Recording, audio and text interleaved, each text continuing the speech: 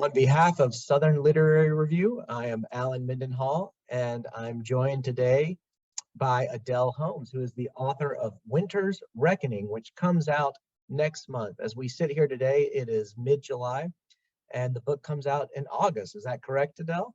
Correct, August 9th. Yes. Well, I'm very excited to do this interview. The book is about a progressive woman, a healer, living in a small southern Appalachian town, and her name is Madeline Fairbanks. Could you describe Madeline for our listeners? Yes, Madeline is a Southerner at heart, even though she was born and raised as a Boston Brahmin. So she had a view of the world outside of the South and actually loved it for what it was, different than so many people at that time, and now I'm sure, that live here, have always lived here, and maybe don't think about why they love it. She actually loved the place. It's a Southern Gothic, and I think Southern Gothics have to have that sense of place. And to her, the place of the South, those Appalachian Mountains, that was her cathedral. It was home to her. And clarify the time period for us as well. It was set in 1917. So World War I, or the Great War as it was called then, was going on. And it was just before the Spanish flu. As a physician, I knew I had to get that in before, because that was not something I wanted to deal with in the book. So it was 1917, not 1918. Well, did you ever see the TV series Outlander? Claire reminds me, Madeline reminds me of Claire from that show in the sense that she's like a strong but sensitive woman who's a healer, also seeking to help people. I like that figure, that sort of literary trope. Yes, thank you. I love that too. Maddie is the essence of my grandmother, who was a Southerner, born and raised in Indiana, and then moved to the South with a husband very much like Maddie in the book did. A lot of that is where the likeness ends, of course. My grandmother didn't struggle with moonshine as Maddie did, but she was in her heart a healer. She was not a medical person. I became a physician myself, probably because of the things that woman, that my grandmother taught me. I mean, truly the message in there was, my grandmother could take a feral cat that had broken its leg, and it would let her heal. Wrap it in a cast. And, the cat would never let me touch it, but she could do those sorts of things. She just had some sort of a mystique about her that made her want to do good and heal and help people. So I really just pulled from her and made her into Maddie. Well, issues of race are central to this story, and also important to many conversations that ordinary Americans are having every day regarding the future of this country. Did you approach this subject with any degree of trepidation? Oh, of course. I did get sensitivity reads. That's a big thing. I think you really need to, anything that you're writing that is not like you, where you don't have the right to speak for a people or a situation, you need a sensitivity read. But I had a very, very good friend who, she's become a good friend, she wasn't at the time, Janice F. Kearney, amazing woman. We met at an Arkansas Writers Conference. I had no idea who this woman was. She is an author, a publisher. Her family is phenomenal. She grew up in the Arkansas Delta, a sharecropper's daughter. There were 19 children, and of those kids, every single one of them went to college, and most of them went to graduate school. She went with President Clinton, with Bill Clinton, to the White House and was his personal diarist in the White House. So she's this phenomenal woman. I met her at a conference, just met her. I didn't really, at a little local Arkansas conference, didn't know very much about who she was or what she did. Had a pull to call her about a question on race. And she and I have had such earnest, honest race talks that it just makes me hopeful for the future. But she just took me under her wing, and, we have had open, honest, complete gut talks about race. So yes, to get back to answer your question, I think it's very scary going into those race things, but it's so important to have someone that I had like Janice and other people, of course, that can tell you. Yeah, for genuine progress to be Yeah. attained, you need two people of integrity operating in good faith and talking with both candor and some degree of confidentiality, and some sense of understanding that we're both trying to arrive at answers. We're both seeking clarity and understanding, and hopefully human bonding as well. And I think those are important Yes. sort of antecedents to any societal progress we're going to see in our lifetime. Well, this interview will be the first one we've had where we've actually had somebody come into the interview and then leave. So I hope that wasn't too distracting. We'll just run with it just to make it make I this didn't even interview notice it. historical. So. There you go. Well, you are a retired medical doctor. Yes. How did you transition into writing?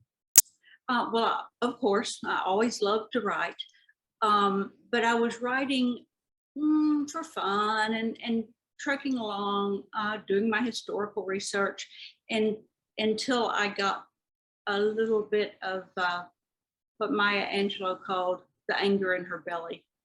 And I think that's what really tripped me over to go on. With the social political things that had changed, I got really upset, really distraught, angry about what was going on in our country, and took it and put it into the book. And that is how I really changed from just piddling and writing to saying, no, this is going to be a book. Now, the thought of moving from pediatrics, which I was a pediatrician, into an early retirement, that's a whole long and very uninteresting story that I could get into. But I always knew I wanted to write, and I always knew I wanted that second career as a writer. So I think when the time came and I realized that this was it, I just jumped, pulled the trigger and did it, because life is short, and if you want to matter, to make a difference, you've got to take the opportunities as they come. Well, are there any skills or habits from the practice of medicine that carry over into the craft of writing? Well, certainly in this one, it did, because of all the herbalistic healing that went on. I was able to use my medical background with all the illnesses, the diseases. A lot of them were the kids' illnesses. You might have noticed the croup and the goiter and things like that. Those were real medical things, and I just love knowing that and then using it to write. They say write what you know, and I certainly did in that aspect. Discipline, perseverance, all those things go with anything. So yes, changing from one career to another is always going to have those things that go along with it. And you have a knack for dialogue. Where did you train your ear to capture some of those voices and to render those types of conversations between characters? Well, thank you. Thank you for saying that. I haven't really thought about that. I certainly did whenever I was retiring. I went 3 years part-time. I started taking online courses and writing courses and going to conferences and workshops and such. So I'm sure I picked up writing dialogue in some of those classes. I don't know how to answer you to that, because I've never really thought about it before. You just do it. I do appreciate you saying that. And, I think you just have to think about how people talk, and then you have to shorten it into how you can get it onto the page, of course. But you have to be serious about making sure you're getting the point that you want each person to say onto the page. That's all I know. That's all I know. That's all I got. Well, are you working on any additional projects, writing projects now? Yes, going back to the medical thing on it.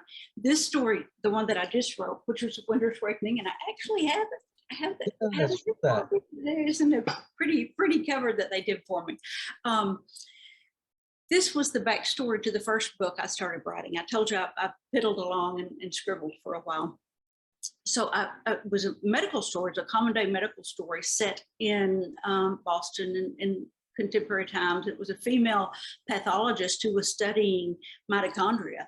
And I'm so excited about maternal mitochondrial inheritance. That pattern is fascinating. The only other part in the whole cell that has DNA that is replicated and passed on outside of the nucleus of a cell is inside the mitochondria.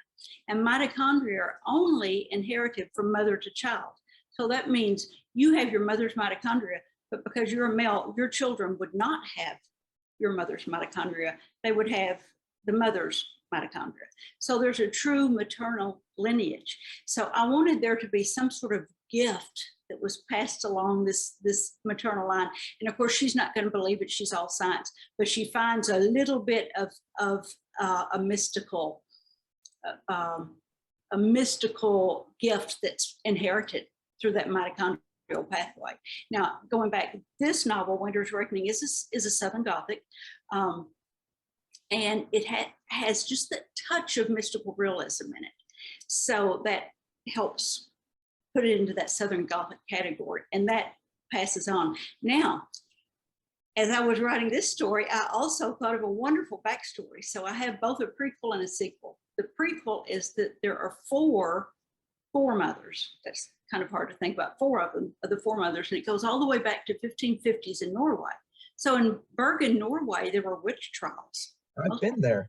Yeah, most people don't know that. I didn't see any witch trials, but I've been there. There's a platform there where they had their trials. You can go see it to this day. And I've been there too. It's beautiful, beautiful. So it starts there, and that's where the Sparta book comes from. And then it passes from a few generations and years all the way through Prague, France, and then New England to the New England witch trials. And then from there, it goes to Maddie's story, which is Winter's Reckoning. And then from Maddie's story is going to go on to the contemporary story, which will be the realization that there truly is a maternal inheritance pattern through the mitochondria. Wow. Through the three of these books. So I'm really excited about that. That is very exciting. I love that. Well, just to remind our viewers, listeners, the book is Winter's Reckoning, comes out in August 2022, and this is Adele Holmes. Adele, thanks so much for joining me today. This has been a great conversation. Thank you so much, Alan. I loved it. Thanks a bunch. Thanks.